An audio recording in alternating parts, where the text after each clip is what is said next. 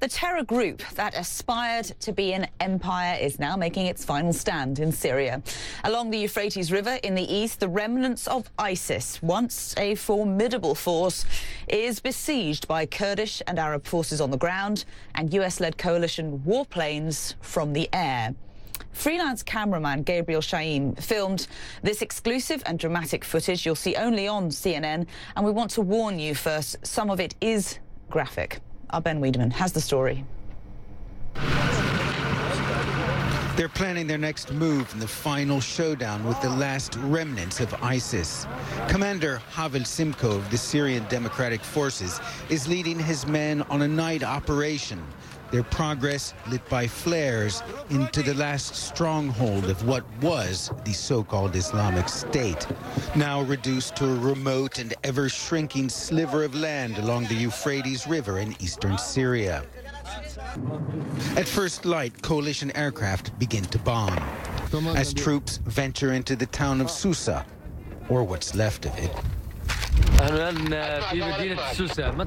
With the help of artillery and airplanes, we were able to take control of this place, the soldier tells cameraman Gabriel Chaim, who shot this exclusive video for CNN. The soldier vows within 10 days, God willing, we'll finish. It may take longer than that. ISIS isn't giving ground easily. They counterattacked.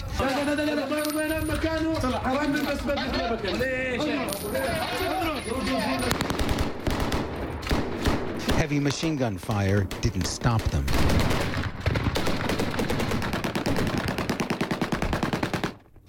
The troops had to retreat. By day's end, reinforcements arrived, and they were back on the offensive. Not, however, without cost. The next day starts with a mortar bombardment. The adjacent town of Marashda, the objective. On the edge of town, a soldier carries a baby. The family follows. But the soldiers are wary. These last villages are full of ISIS's most hardcore supporters. Everyone is treated with suspicion. They order the young men to take off their shirts to show they're not concealing weapons or explosives. This family's next destination, one of many camps out in the desert, filling up with tens of thousands who have fled the fighting. Civilians want to escape to safety, says this soldier, but ISIS threatens them with their weapons to go back so the coalition airplanes won't hit them. Those who defied ISIS paid the ultimate price. Under these blankets, the soldiers say, are 8 children and 2 women killed while trying to escape. The images too gruesome to show. The ISIS fighters did escape, leaving behind weapons and ammunition. Yet the battle rages on. ISIS's last stand, its last battle, its last bastion, will go down in a torrent of fire and blood. Let's get over now to CNN's Ben Wedeman, who brought us that report. Ben, we can see there in that very powerful footage there from Gabriel Chaim that, you know, as you said as well, ISIS is not giving ground easily. But if this is the last stand, then when it's over, will Donald Trump, the US president, be right in saying that ISIS is now defeated?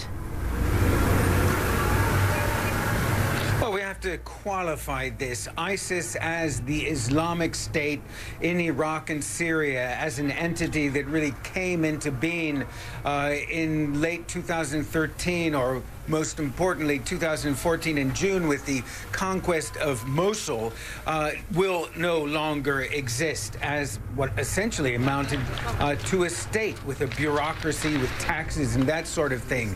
However, ISIS as an idea, as the Islamic Caliphate that was the brainchild of Abu Bakr al-Baghdadi, is far from defeated, far from dead. Keep in mind they control, or affiliates of ISIS control territory in the Egypt Sinai Peninsula, in Libya, other parts of Africa, as far away as the Philippines and Afghanistan. So yes, this chapter of the history of the Islamic State may be about to end, but ISIS is not over yet. And Ben, I mean, what about we know from Donald Trump that he wants to pull U.S. troops out of Syria. I'm wondering what impact that has already had on the battlefield, on both sides of the battlefield, whether people are buoyed by that news or whether morale is really low as a result of it. And on the one hand, what we have seen is a real intensification of U.S.-led coalition bombardments of ISIS targets in this area of eastern Syria. We know, for instance, that there are U.S. special forces in the area doing, among other things, looking for anybody who might be a leader of ISIS. And, of course, they are looking for Abu Bakr al-Baghdadi. So there's a real intensive U.S. and other coalition forces involvement on the ground in this battle. But when you step back and you look at the big picture, the future of this part of Syria, there are a lot of questions, there's a lot of doubt, there is a lot of worry. We know that Kurdish leaders in this part of Syria are in discussions with Damascus because their main concern is not necessarily continuing to fight ISIS. Their concern is that Turkey will enter that part of Syria and essentially crush those forces there. So on the battlefield, it does appear that the Kurdish and Arab fighters who are in this battle against ISIS are receiving significant support and backing from the United States and its allies. But the big picture, on the political picture, there is a lot of worry about what the future holds.